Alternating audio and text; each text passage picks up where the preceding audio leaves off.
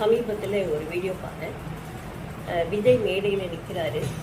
அப்போ பார்வையாளர் வரிசையில் ஒரு மாணவி அப்படி மூடி வந்து கட்டி பிடிச்சி அவ்வளோ பெரிய சபையில் இது இது எந்த கலாச்சாரம் அப்படிங்கிறது எனக்கு புரியல. விஜயை திணறி தான் போகிறாரு.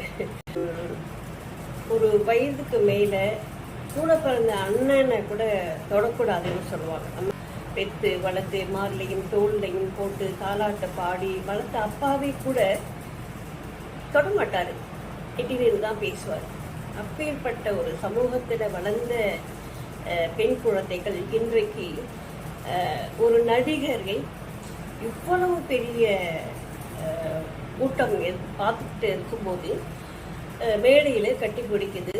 அது அந்த மாணவியை வந்து திட்டக்கூட முடியல. ஏன்னா ரொம்ப அதோடைய முகத்தில் கல்மிஷம் இல்லாத ஒரு தெய்வத்தை பார்த்த மாதிரியான ஒரு உணர்வு தான் அந்த பொண்ணுக்கிட்ட இருந்ததே தவிர ஒரு சாதாரண மனிதரை பார்க்குற மாதிரி அது அந்த பொண்ணு விஜயை பார்க்கல. அது தெரியுது.